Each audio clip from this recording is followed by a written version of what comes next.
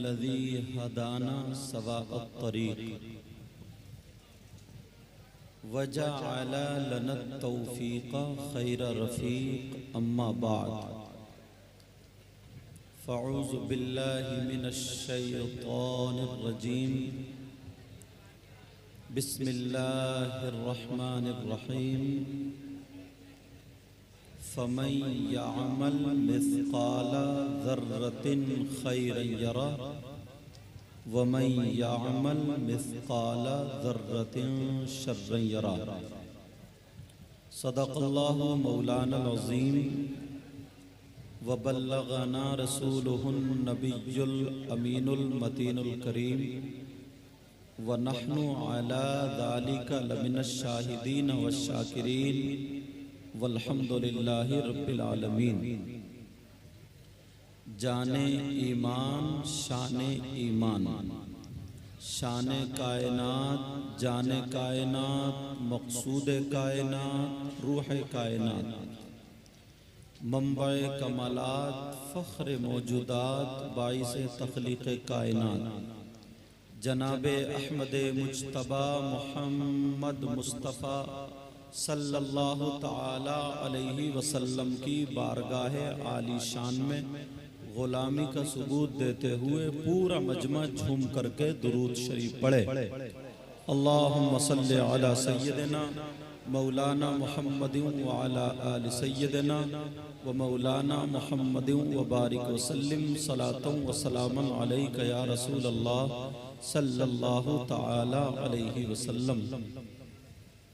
इस बच्चे को बिठाओ। प्यारो, मिंबर शरीफ पर जितने उलमा, हुफ़ाज़, क़ुर्रा, अइम्मा, खुतबा, जलवागर हैं, सब मेरे सर के ताज हैं। अल्लाह सबके इल्म व अमल में बरकतें अता फरमाए।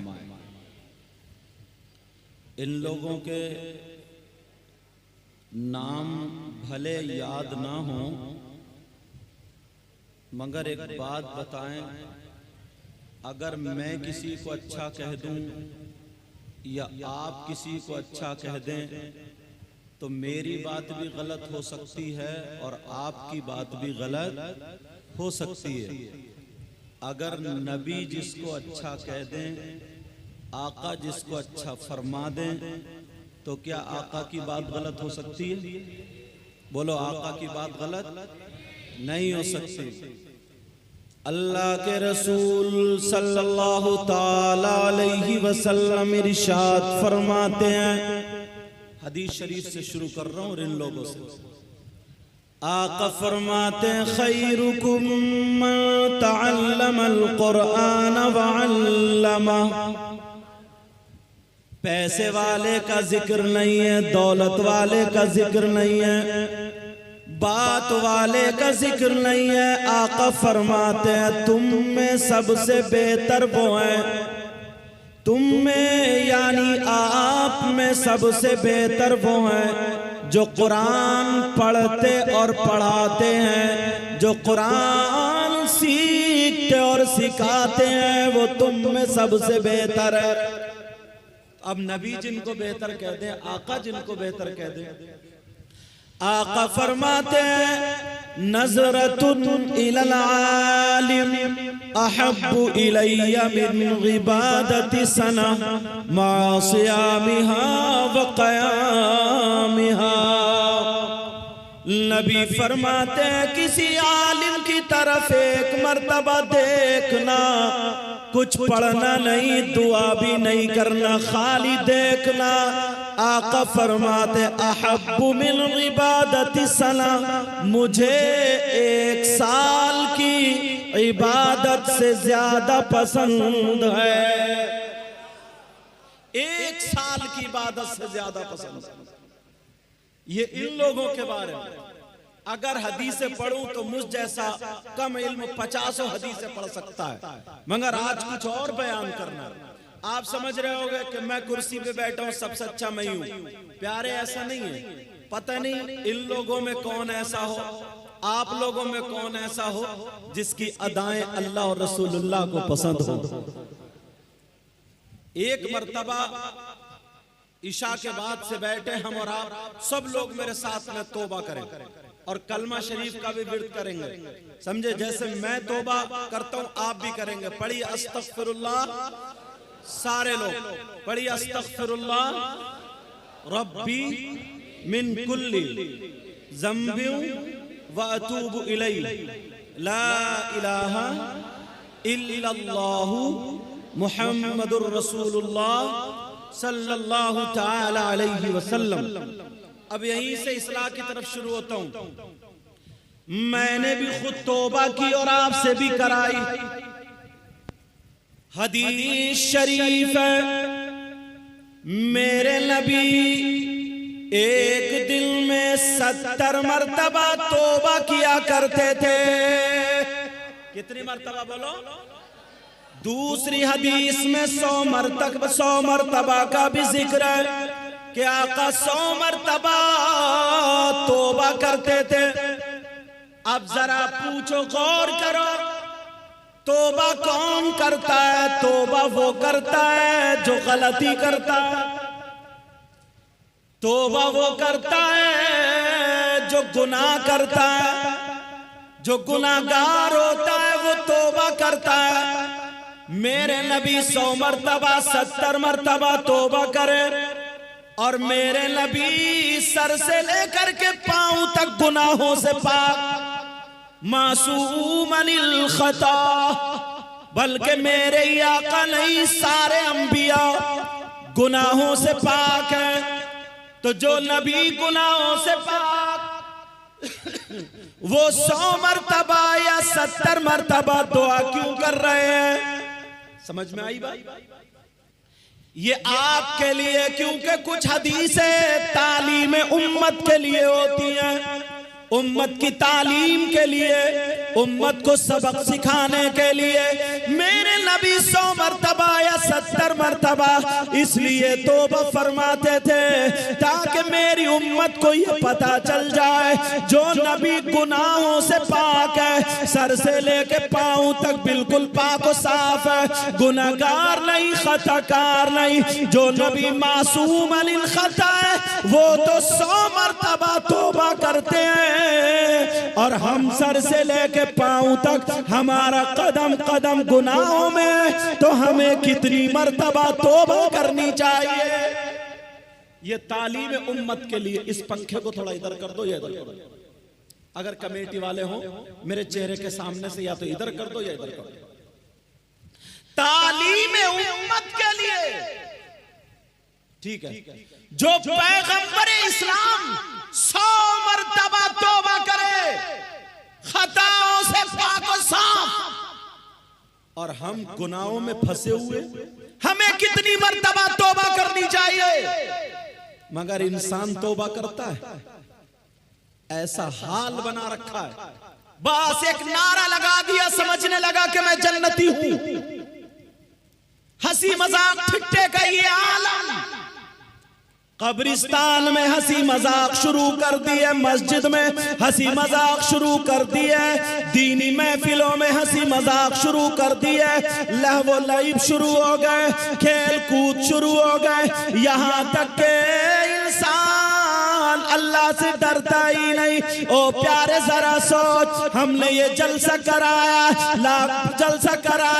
लाखों रुपए इसमें खर्च हो रहे, कैसे कमाया जाता है? 500 रुपए एक मजदूर दिन भर पसीना बहाता है तो जाकर के 500 रुपए हाथ आते हैं। मगर सुन ले प्यारे, जलसे में आने वाले सुन लो, नबी से पूछो, आका से पूछो, एक हदीस में भी पढ़ना चाहता हूँ। नबी से पूछो, आलम तसव्वुर में आका, क्या आपकी उम्मत में कुछ लोग ऐसे भी हैं अगर वो जलसा करें तो उनका जलसा कबूल नहीं होता है। अगर वो नमाज पढ़े उनकी नमाज भी कबूल नहीं होती। वो रोजा रखे उनका रोजा भी कबूल नहीं होता। अगर वो ज़कात दे तो ज़कात भी कबूल नहीं। हज करे तो हज भी कबूल नहीं। उनकी कोई इबादत अल्लाह की बारगाह में काबिल कबूल नहीं। आका आपकी उम्मत में ऐसे लोग भी होंगे तो सुन लो, आका फरमाते हैं सलासा ला यक़बलुल्लाहु अज़्ज़ा वजल सरफ़न वला अदला आक़ुवमन नाल व मुकद्दिबुन बिक़द्र। नबी फरमाते हैं मेरी उम्मत में 3 किस्म के लोग ऐसे भी हैं जिनकी कोई इबादत काबिल कबूल नहीं, जिनका फर्ज भी कबूल नहीं, वाजिब भी कबूल नहीं, नफल भी कबूल नहीं, जिनकी तकरीर कबूल नहीं, नात कबूल नहीं, जलसा कबूल नहीं, नारा कबूल नहीं। नबी फरमाते कोई इबादत काबिल कबूल नहीं। कौन है वो लोग? मैं सिर्फ हदीस पढ़ूंगा, आपको गिरेबान में झांकना होगा। मुझे पता नहीं है आपके क्या करतूत हैं, आपको पता नहीं है मेरे क्या करतूत हैं, लेकिन अपना अपना सबको मालूम है। मुझे पता नहीं है आप क्या करते हैं, आपको पता नहीं है मैं क्या करता हूं। नबी फरमाते हैं 3 किस्म के लोग ऐसे। अल्लाह, क्या उन्होंने गुनाह किया? क्या उन्होंने जुर्म किया? क्या उन्होंने खता की है? कौन सी ऐसी खता जिसकी बिना पर अगर नमाज पढ़े तो नमाज नहीं, रोजे रखे तो रोजे नहीं, ज़कात दे तो ज़कात नहीं, हज भी कबूल नहीं? कौन सा ऐसा गुनाहगार, कौन सा ऐसा मुजरिम, कौन सा ऐसा खताकार? नबी फरमाते 3 हैं। अगर इजाजत हो तो उन 3 की फहरिस्त खोलूं? सुनना चाह रहे हो? कम से कम अपना इम्तिहान तो लेना चाहिए। आज हम नारे लगा लगा करके नमाज एक टाइम की नहीं पढ़ते, फूलते जा रहे हैं, सारी चीजों से अलग होते चले जा रहे हैं। नबी फरमाते सलासा, कौन सा ऐसा मुजरिम है? उलमा बैठे हैं, मैं भी मदरसे से ताल्लुक रखता हूं। पूछो इन उलमा से, अगर कोई शख्स शराब पी ले, शराब पीना बहुत बड़ा गुनाह, वयसअलूनका अनिल खम्रि वल मैसिर कुल फीहिमा इस्मुन कबीर, बहुत बड़ा गुनाह, गुनाह अजीम है, हराम है पीना। उसकी खता, उसका जुर्म जो है उसकी सजा उसको मिलेगी। बहुत बड़ा गुनाह शराब पीना। मगर किसी ने मान लो थोड़ी देर के लिए बिलफर्ज अगर शराब पी ली, शराब के बाद वो नशे से बाहर हो गया, उसके कपड़े पाक साफ हैं, शराइत नमाज पाए जा रहे हैं, अब वो मस्जिद में नमाज पढ़ने गया या घर पे नमाज पढ़ी, मुफ्ती साहब से पूछो इसकी नमाज हुई या नहीं हुई, तो मुफ्ती साहब यही कहेंगे शरअन इसकी नमाज हो गई, शरअन इसकी नमाज हो जाएगी। अगर शराइत पाए जा रहे तो, क्योंकि वो नशे से बाहर है। ऐसे ही अगर किसी ने चोरी कर ली, अस्सारिकु वस्सारिकतु फक्तु ऐदियहुम, इसकी सजा बहुत बड़ी है। इस्लामी हुकूमत हो तो हाथ काटने की सजा। अगर चोरी करने के बाद उसके कपड़े पाक साफ हैं, शराइत नमाज पाए जा रहे हैं, मुफ्ती साहब से पूछो इसकी नमाज हुई या नहीं हुई, तो मुफ्ती साहब कहेंगे शरन नमाज हो जाएगी। मगर कौन सा ऐसा गुनाह है, कौन सा ऐसा जुर्म है, कौन सी ऐसी खता अगर जुर्म कर ले, गुनाह कर ले, कौन सा ऐसी खता अगर वो खता कर ले, तो अब नमाजें भी रुकी पड़ी है और रोजे भी रुके पड़े, ज़कात भी रुकी पड़ी है, सारी इबादतें रुकी पड़ी है। बता दूं कौन सा ऐसा जुर्म है? सुनना चाह रहे हो, देखना चाह रहे हो? 50% लोग ऐसे कि नारे खूब लगा लेते हैं मगर इस गुनाह में फंसे हुए, जलसे भी करते हैं, अल्लाह इनको तौफीक दे, खूब जल से दीनी काम करें, मगर इस गुनाह में फंसे हुए। पूरा मजमा ये मैसेज लेकर के जाए। नबी फरमाते ला यक़बलुल्लाहु अज़्ज़ा वजल सर्फ़न वला ग़दला। उसका न फर्ज कबूल होता न नफल कबूल होता। कौन है? नंबर 1 अला कुल वालिदै। नबी फरमाते हैं जिसकी नमाज़ें रुकी हैं, जिसके रोजे रुके, जिसकी ज़कात रुकी है, जिसका हज रुका है, जिसकी सारी चीजें इबादतें काबिल कबूल नहीं है, वो कौन है? नबी फरमाते हैं वो है जो अपनी माँ और बाप को सताता है, जो अपने माँ बाप को तकलीफ देता है, जो अपने माँ बाप का नाफरमान है। माँ से कहता बैठी रहे, बाप से कहता खामोश बोलना मत, और पीर साहब के हाथ चूम रहे हो, हमारे हाथ चूमे जा रहे, और उलमा के हाथ चूम रहे। चूमो, लेकिन उससे पहले दूसरा सबक मिलो। उलमा बैठे, जिम्मेदारी से बोल रहा हूं। अगर 1000 पीर या उलमा या मुफ्ती ऐसे हों जिनकी दुआएं कबूल होती हो, मैं नकलियों की बात नहीं कर रहा हूं, असलियों की बात कर रहा हूं। नकली को तो मारो गोली, नकली को छोड़ो, असली की बात कर रहा हूं। बाकी नकली तो ऐसा ऐसा निकल के आ रहा, कम बखत औरतों से हाथ पांव भी दबा रहा। मुझे उसकी तरफ नहीं जाना। और तुम हो बहन बेटी, यार कैसा मुसलमान है, 3 रोटी खाता 1.5 की अकल रख, कैसा मुसलमान। तुम्हें मालूम है पीर से पर्दा है, मुरीदा का पर्दा, शरीयत है ये शरीयत। तबीयत नहीं चलेगी यहाँ। ऐसा नहीं है कि पीर पांव फैलाए लेटा है और माँ बहनें हाथ पांव दबा रही है, खुद पूरी रात अकेली बहू हाथ दबा रही है और ये जलसा सुन रहे हैं, उधर पीर के हाथ दबा पांव दबाए जा रहे। क्या हो रहा है? बोले फैजान लूट रही है। जरा होश की पियो। अल्लाह अल्लाह नबी फरमाते हैं जो माँ बाप का नाफरमान है उसकी इबादत काबिल कबूल नहीं। कान खोल के सुन लो। अगर 1000 पीर मौलाना मुफ्ती अगर इधर लाइन में खड़े हो, तुम्हारे माँ बाप इधर खड़े हो और ये सब के सब तुम्हारे लिए दुआएं करते हो, और तुम्हारे माँ बाप अगर नाराज हो तो एक की भी दुआ तुम्हारे हक में काबिल कबूल नहीं। सुनो तो प्यारे हक बात, अगर गलत बोलूं तो ये उलमा पकड़ लेंगे ताकि मेरी भी इस्लाह हो जाए। मुझसे हंसी मजाक ठट्टे की उम्मीद मत करना। बात मौलाना की भी बड़ी पिटाई होगी कब्र में जाकर, पूरी तकरीर हो गए, 10-10, 20-20 चुटकुले ही चुटकुले, हंसारे खुदारे न कुछ सबक। कितनी मुश्किल से इन कमेटी वालों से पूछो कैसे जलसा होता है। अब नबी फरमाते हैं अगर जिसके माँ बाप नाराज है उसका नबी भी नाराज, खुदा भी नाराज, और जब नबी नाराज खुदा नाराज, कितनी नमाजें पढ़ लो, कितने रोजे रख लो, मैं तो ये कहता हूँ खाने काबा में जाकर के खिलाफ चूम चूम के मर जाओ। अगर माँ बाप नाराज, नबी नाराज, खुदा नाराज, तो उसकी दुनिया भी बेकार, उसकी आखिरत भी बेकार। कभी सोचा, कभी गौर किया इस बात पर? लेकिन नहीं। चाहते हो तुम्हारी दुआएं कबूल हो जाए? बोलो चाहते हो? अल्हम्दुलिल्लाह बोलो। इसीलिए हम लोग बुजुर्गों की बारगाह में जाते हैं, मजार शरीफ पे जाते हैं, और जाना चाहिए।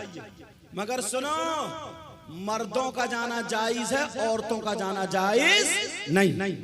अहनाफ के यहाँ मज़ारात पर औरतों का जाना जायज। अरे बोलो ना, औरतों का जाना जायज। तो फिर ये मज़ारों पे जो औरतें पटी पड़ी है, अमेरिका से आई है क्या? इंग्लैंड से आई है? ये हमारी तुम्हारी बहन बेटियां हैं, ये हमारे तुम्हारे घर की बच्चियां हैं। जिस मज़ार पे देखो औरतों का मेला लगा पड़ा है, चौराहे पे खड़े होकर के मुफ्ती बनता है, वैसे इतने फतवे झाड़ता है, अरे जरा कान खोल करके सुन ले प्यारे, जरा तवज्जो से सुनना। औरत जब घर से कदम निकालती है तो अल्लाह और उसके फरिश्तों की लानत बरसती है। क्यों जाते हो मज़ारात पर? ताकि तुम्हारी दुआएं कबूल हो जाएं। और अल्हम्दुलिल्लाह होती भी, बोलो होती नहीं होती, मगर सारी दुआओं का रिजल्ट हाथों हाथ नहीं मिलता। अगर सारी दुआओं का रिजल्ट हाथों हाथ मिलता होता तो अब तक पड़ोसी पड़ोसी को मरवा चुका होता। इतना जलन, हसद, कीना, बगावत इतना भरा पड़ा है, इतनी गंदगी दिल में लेके घूम रहा। अल्लाह माफ फरमाए। जरा भी आगे बताऊंगा, लेकिन बता दूं, सुन लो प्यारे, जरा तवज्जो रखो मेरी इन बातों पर। इसलिए जाते ताकि दुआएं कबूल हो जाए। जाओ, मगर एक बारगाह मुझसे भी सुनो, एक बारगाह ऐसी है जहां पर 100 के 100% दुआ कबूल।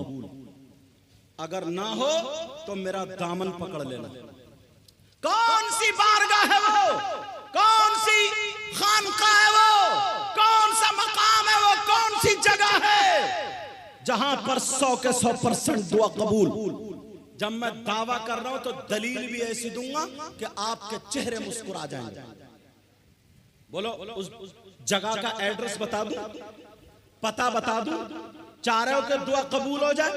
तो सुनो प्यारे, वो बारगाह कौन सी है? जरा तवज्जो से सुनो। वो बारगाह कोई और नहीं है, वो खान का कोई और नहीं है। वो बारगाह तुम्हारी माँ, तुम्हारे बाप, तुम्हारे माँ बाप की बारगाह। जाओ माँ बाप को राजी कर लो, माँ बाप की खिदमत कर लो।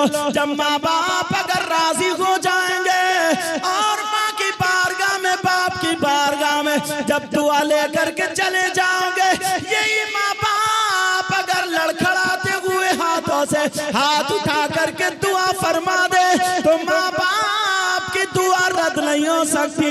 इसलिए ये मैं नहीं कहता, आप नहीं कहते, उलमा नहीं कहते, ये नबी फरमाते हैं। नबी ये वो का फरमाते हैं जिन नबी ने फरमाया जन्नत है तुमने देखी नहीं लेकिन मान लिया। नबी ने फरमाया जहन्नम है तुमने देखी नहीं लेकिन मान लिया। वही नबी फरमाते हैं दुआउल वालिदैन अल औलादिहिमा का दुआइन नबी अल उम्मतिही। नबी फरमाते हैं माँ बाप की दुआ औलाद के हक में ऐसी होती है जैसे मुझ मोहम्मद की दुआ मेरी उम्मत के हक में होती है किसी की दुआ ऐसी जो आका की तरह? हाँ, माँ बाप की दुआ। माँ बाप को सता रहे हो, माँ बाप को तकलीफ दे रहे हो, वैसे नारों पे नारे लग रहे हैं। माँ बाप घर में परेशान है, वैसे हम लोगों के हाथ पे हाथ चूमे जा रहे हैं। अगर माँ बाप को राजी करके नारा लगाओ, माँ बाप को राजी करके हाथ चूमो, माँ बाप को राजी करके जो कदम उठाओगे अल्लाह भी राजी होगा और रसूलुल्लाह भी। मगर ये रास्तों से हटते जा रहे। इतना बड़ा मजमा, एक बात और बताऊं, इतना बड़ा मजमा प्यारे, ये बात भी जरा तवज्जो से सुन लेना। ये पटना बिहार की सरजमीन, मैं यहाँ पर पहली मर्तबा हाजिर हुआ। मैं तो सोच रहा था सारे लोग चले गए होंगे, मैं तो लेट गया आराम से नमाज पढ़ के। मैंने सोचा जब नंबर आया, लेकिन सुनो यार, वो इंसान कितना बुरा होगा, खुद बताओ, तुम फैसला करो, पढ़े लिखे हो। वो शख्स कितना बुरा होगा जिसके भाई का इंतकाल हो जाए और उसका भाई लेटा हो और वो अपने मरे हुए भाई का गोश्त नोच नोच के खाता हो। तुम्हारे पटना में कोई शख्स है ऐसा? हाँ या ना बोलो। तुमने किसी कभी देखा जिसका भाई मर चुका हो और वो अपने मुर्दा भाई का, मरे हुए भाई का गोश्त नोच नोच के खाता हो? बोलो तुम में है कोई ऐसा? और अगर तुम्हें मिल जाए, उससे दोस्ती करोगे, उससे रिश्तेदारी करोगे, उसके गले में हाथ डाल के घूमोगे? और अगर तुम हो तो इस भरे मजमे में तौबा करोगे? 50% लोग ऐसे हैं, बल्कि और ज्यादा, जो अपने मरे हुए भाई का गोश्त खाते हैं। आप कहेंगे कि यार कैसी बात कर रहे हैं, क्या हजरत बात कर रहे हैं, आज तक हमने नहीं देखा, हमारी इतनी उम्र हो गई। मगर जलसे में आने वालों सुनो, मैं बता रहा हूं, नाम बताऊं, खोल दूं पोल, सुनना चाह रहे हो, तौबा करोगे? कितना बुरा इंसान है वो जो मरे हुए भाई का गोश्त खाता। प्यारे मेरी बात हो तो पलटा दो, किसी आलिम की हो तो पलटा दो। अल्लाह ताला का कलाम है, पूरी दुनिया गलत हो सकती है मगर अल्लाह का कलाम गलत नहीं हो सकता। अल्लाह फरमाता है बिस्मिल्लाहिर रहमानिर रहीम, वला यग़तब बादुकुम बादा अयुहिब्बु अहदुकुम अन याकुला लहमा अखीहि मैतन फकरिहतुमूह। इन उलमा से पूछो कुरान की आयत है कि नहीं। अल्लाह फरमाता है अगर कोई आपस में एक दूसरे की गीबत करता है, चुगली करता है, पीठ पीछे बुराई करता है, ओ गीबत करने वालों, चुगली करने वालों, पीठ पीछे बुराई करने वालों, आज तुम कितनी गीबत करते हो, चुगली करते हो। चौराहे पे देखो तो गीबत, दुकान पे देखो तो गीबत, दो चार इकट्ठे हुए तो गीबत। जलसे में आने वालों सुनो, अल्लाह का कलाम गलत नहीं हो सकता। अल्लाह फरमाता गीबत करने वाला ऐसा है जैसे मरे हुए भाई का गोश्त खाने वाला। कभी सोचा अपने आप को, कभी देखा, थोड़ी सी तारीफ कर दी और फूल के कुप्पा, बस इठलाने लगे, इतराने लगे, इतरा के चलने लगे। वला तमशी फिल अर्दी मरहा नहीं पड़ा। जरा गौर करो, ये अल्लाह फरमाता, अल्लाह आपस में गीबत करना, चुगली करना, बुराई करना, तेरी मेरी दर से उधर लगाना, गीबत करना, ऐसा है जैसे मरे हुए भाई का गोश्त खाना। कितने लोग आज गीबत में मुलव्विस हैं, और अल्लाह माफ फरमाइए हमारी जमात में भी दाखिल हो गया। दो चार मौलाना इकट्ठे हुए, किसी अच्छे आलिम को देखा तो उससे कोई मसला नहीं पूछेंगे, कुरान की तफसीर उससे कुछ आगे का कुछ पूछेंगे नहीं, बस किसी को मुद्दा बनाया, घंटों बुराइयां करते रहते, घंटों गीबत करते रहते, घंटों चुगली करते रहते। अल्लाह मुझे भी हिदायत नसीब फरमा और हम सबको हिदायत नसीब फरमा। बोलो आज के बाद गीबत होगी, हाथ उठाओ, हाथ उठाओ, हाथ उठा के तौबा करो, बोलो या अल्लाह आज के बाद हम गीबत नहीं करेंगे, आज के बाद हम चुगली नहीं करेंगे, आज के बाद हम किसी की बुराई नहीं करेंगे। दो औरतें, अबुल लैस समरकंदी लिखते हैं हजरत, दो औरतें, बात समझ में आ रही है आप लोगों की या नहीं? दो औरतें नबी की बारगाह में गई, जैसे ही आका की बारगाह में गई, अपने मसाइल पेश किए, बाद में नबी ने फरमाया क्यों तुम दोनों अपने मरे हुए भाई का गोश्त खा के आई हो? कहने लगी आका कौन अपने भाई का गोश्त खा लेगा, वो भी मरे हुए, हमने नहीं खाया। नबी ने फरमाया तुम खा के आई हो। कहने लगी आका नहीं खाया। नबी ने फरमाया खा के आई हो। दोनों कहने लगी आका कसम है रब्बे जुल जलाल की, आज हमने गोश्त ही नहीं खाया। मेरे नबी ने फरमाया खड़ी हो, उठो, उधर जाओ, हल्क में उंगली डाल के कै करो। और जब उन्होंने हल्क में उंगली डाल के पलटी की है तो गोश्त की बोटियां और लोथड़े निकल रहे थे। अल्लाह, चीख निकल गई।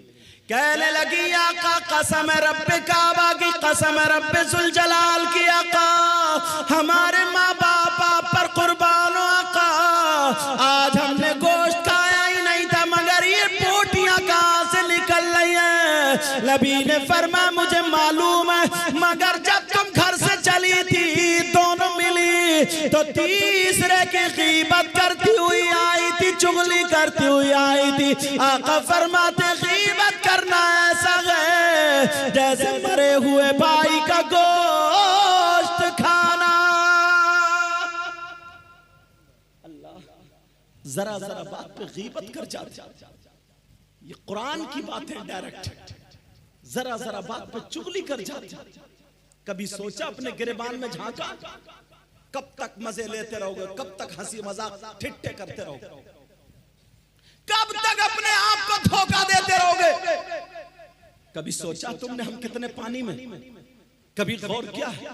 इसका हक मार लिया, उसका मार लिया, इसका दबा लिया, उसका दबा लिया। कभी सोचा 1 रुपए का भी? बड़ी करामतें सुनते हो ना गौसे पाक के। अब्बा हुजूर वो जो सेब बह के आ रहा था, उन्होंने खा लिया तो इतने दिनों बाग रखाते रहे, तुम नारे पे नारे। तुम्हें सबक दिया ये सबक? अरे जो सैयदजादे थे, आले रसूल थे, अल्लाह के वली थे, उनका ये आलम है, बगैर इजाजत के बहता हुआ एक सेब खा लिया तो इतना जब तक माफी नहीं ले ली तब तक वो उसकी खिदमत करते रहे। और तुमने दूसरों का माल कितना हड़पा, दूसरों का माल कितना खाया? कभी सोचा? कितने रुपये दबा लिए? कभी सोचा? बस खाली नारा लगाने से काम चल जाएगा? अल्लाह अल्लाह जरा अपने ऊपर गौर करो। तभी तो मैंने कहा था हर वक्त तौबा करते रहा करो। मेरे नबी गुनाहों से पाक थे, फिर भी 100 मरतबा तौबा करते थे। हम तो गुनाहों में फंसे हुए, कितनी मरतबा तौबा करनी चाहिए, इस पे गौर कर लेना। तौबा का तो नंबर ही नहीं आता। अगर अल्लाह थोड़ा सा आजमा ले, किसी को तकलीफ दे दे, अब 2-4 लोग मिल लेंगे तो रोता हुआ आता और कहता पता नहीं अल्लाह ताला को मेरी कौन सी बात बुरी लग गई। अच्छा, इससे ये पूछो तेरी अच्छी कौन सी थी? कौन सा तो इतना बड़ा पारसा था, अब भी ये कह रहा पता नहीं अल्लाह को मेरी कौन सी बात बुरी लग गई, जैसे कभी इसने कोई बात बुरी करी नहीं। आज के बाद कोई किसी की गीबत नहीं करेगा, बोलो इंशाअल्लाह। और सुनो, वो शख्स कितना बुरा होगा यार। कौन? जो अपनी मां के साथ, सगा बेटा मां के साथ गलत हरकत करे। मेरा इशारा समझ गए? मेरी जबान नहीं चल रही है। जो मां के साथ जिना करे, बस अब जुमले वैसे बोलूंगा तो समझ जाना। वो बेटा कितना बड़ा नालायक होगा, कितना बुरा होगा जो अपनी मां के साथ मुंह काला करे। कोई ऐसा कर सकता है क्या? मर जाएगा मगर ऐसा करने के लिए तैयार नहीं होगा। मगर तुम्हें मालूम है आज भी जब ये हदीस आई तो मैं नाना की उम्मत पे उतार रहा हूं। आज भी कम से कम 20% लोग ऐसे, 20% लोग ऐसे, 20। कभी तुमने देखा? शरीयत मुस्तफा के आईने में अपने आप को देखो यार। कौन है जो अपनी माँ के साथ मुंह काला करना, जैसा माँ के साथ गलत हरकत करने वाला कितना बुरा इंसान होगा? बोलो, उससे दोस्ती करोगे, उसके साथ में रहोगे, खाओगे पियोगे, बोलो। और अगर हम हों तो तौबा करनी पड़ेगी। बोलो तौबा करोगे? और आज से तौबा की आदत डाल लियो। तकरीर तो फिर कभी इंशाअल्लाह वक्त पे। वैसे ये भी एक शेर कहता हूं मैं, न खुशी अच्छी न हुज़्न मलाल अच्छा, खुदा जिस हाल में रखे वही हाल अच्छा।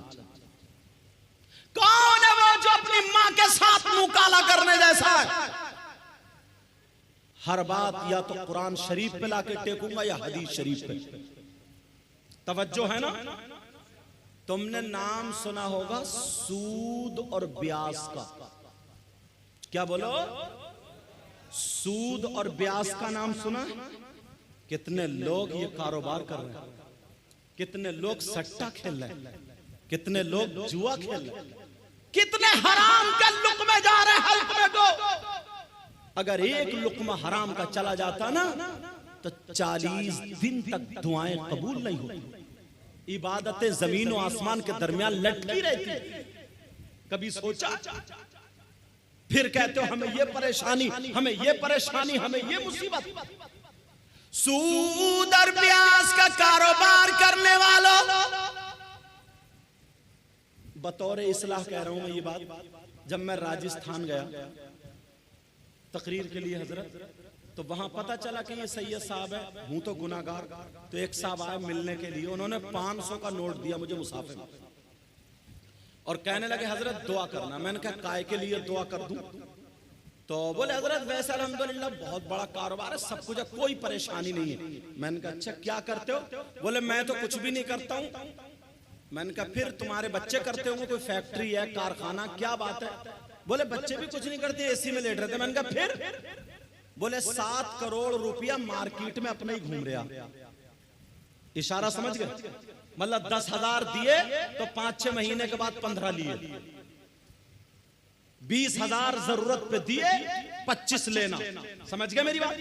कहा 7 करोड़ रुपया मार्केट में ले रही है, रुपये से रुपये कमा रहा हूं, मैंने फेंक दिए वो। और मुझे बात याद आ गई, प्यारो तुम सुन लो नसीहत के लिए, आज के बाद सूद और ब्याज का कारोबार मत करना। अरे ये सब यहीं रह जाएगा, बिल्डिंगें यहीं रह जाएंगी, रुपया पैसा यहीं रह जाएगा, कब्र में जाकर के तुम्हें भुगतना पड़ेगा, अजाब तुम्हें होगा। प्यारे मुबारकबाद पेश करो इन कमेटी वालों को। मुझे सबके नाम याद नहीं है, फैयाजुद्दीन का नाम याद है। अल्लाह इन सब कमेटी वालों के यहाँ बरकत अता फरमाए। जो इन्होंने जलसा किया तुम तक पैगाम पहुंचा रहा हूँ। सूद और प्याज का कारोबार करने वालों, नबी फरमाते, आका फरमाते, 2 हदीस है। एक हदीस है सूद और प्याज का जो गुनाह होता है, उस गुनाह के 70 दर्जे होते हैं, 70 हिस्से होते हैं। एक हदीस में 73 का जिक्र है, 73 हिस्से होते हैं। चलो 70 वाली पढ़े देता हूँ। नबी फरमाते सूद और प्याज का जो गुनाह है, उस गुनाह के 70 दर्जात है। इतना बड़ा, इतना बड़ा, इतना बड़ा, इतना बड़ा। आका फरमाते हैं उन 70 दर्जों में सबसे छोटा वाला दर्जा जो है, उसका गुनाह और पाप ऐसा है जैसे सगे